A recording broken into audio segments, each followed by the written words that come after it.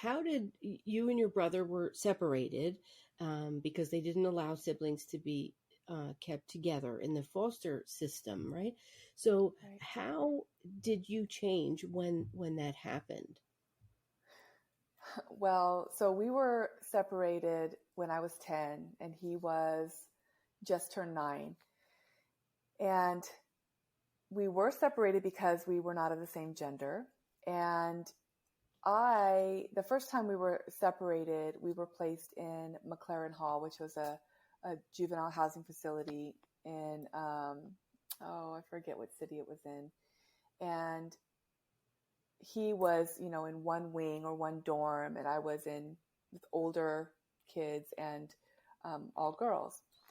And we didn't get to see each other a lot. And I pretty easily was able to just put it out of my mind that not only had we just been ripped away from our mother, who was, mid psychotic break, but now I'm separated from my brother, who's my only link to my family and everything I've known. And I was able to just be with the other kids and go to the classes that they had for us, this little school. And I was excelling. And I think it was just what I did, because what else would I do if I wouldn't just follow the rules and do everything I was supposed to do and make the most of it? Then I would have to really face what had just happened.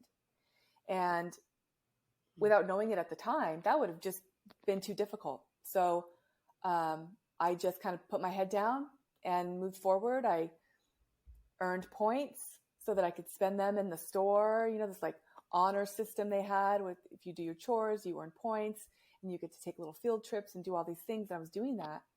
And, my brother, the times when I would run into him very infrequently, he was reaching out to me.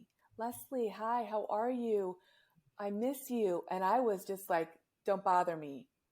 Like, isn't that strange that I would just kind of, instead of take him under my wing and want to just be with him, but I didn't know how. I didn't know how to be as a girl in the world facing her brother and who's had these things happen. And so it was really about moving forward and not looking back. Yeah, and what you said, that what you may know now, that it would have been too difficult to face, especially alone. You situation with your mother was unstable, Right. and you couldn't live a normal life with the structure maybe that you wanted. So Right. now here you are in this group home, which I was in. Well, a battered women's shelter, but it was similar. The Wow. kids were Yeah. separated from the parents, and the mother Wow. was kept, and the whole facility was locked. And it was bizarre. I was Mm-hmm. so, I don't know, for me being in that place, it was smaller, and they kept saying, "You're here for your safety." But I didn't feel safe. You I didn't was, feel safe. you know, it was like I didn't have safety at home, but this was like I Right. was in a foreign place and I didn't have, but it sounds like you had some structure and you could be responsible and you could earn things and you could experience what a normal life was. Yeah. That's that's just amazing. For some Um, reason, I just thrived on structure and kind of needed that. And it, when I would see my brother, it was like I couldn't talk about anything deep.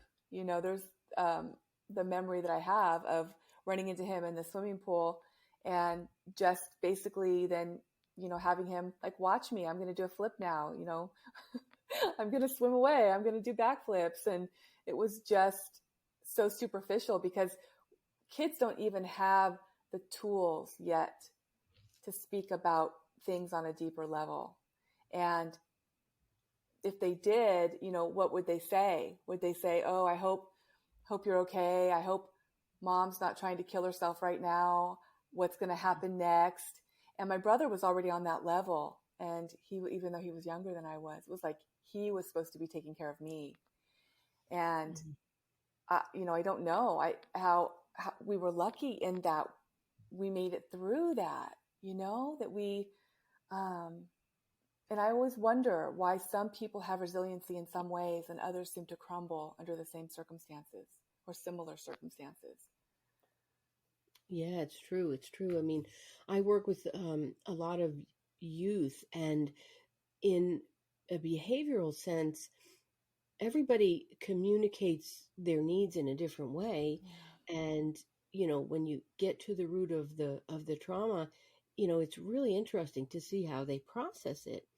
Um, so, looking at your situation, um, you didn't really have the structure. Then you had the structure, and you were able to thrive and succeed. And um, speaking of succeeding, you went on to be an All-American athlete and a record holder in women's basketball Yes. later. And so in terms of the whole theme of resilience, um, so you talked about when you were 10, you were, in that foster or in that situation in the group home. Um, what happened next? Let's get to the. Well, I was placed fairly quickly in a foster home, and my brother was still at the group home, but I was moved to Pico Rivera, and I didn't know at the time what I was going through.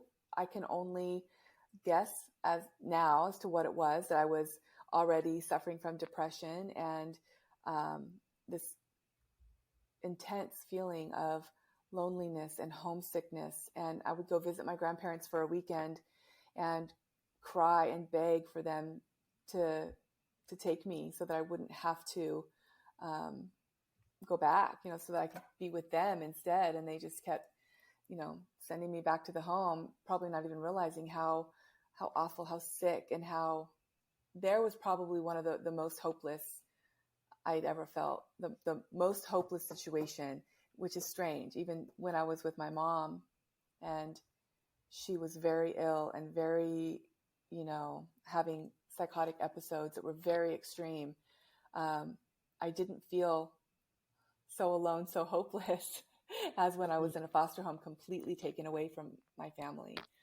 And then I spoke up, talked to my social worker, and eventually found me another home, which turned out to be a home that was good on the surface. When we went to visit to check it out, everything seemed like it was going to be wonderful. And it was just very abusive, emotionally and psychologically abusive and neglectful. I mean, they were withholding food, and it was not a good situation at all. And then at that time I was in the 6th grade and was at a new school. Now I was in La Puente, California. And, from there, just events kind of started to unfold. And I met somebody who really kind of took me on and learned about me and wanted to help. And, as you read in the book, this was a very, very important person who was instrumental in my future, and even still today.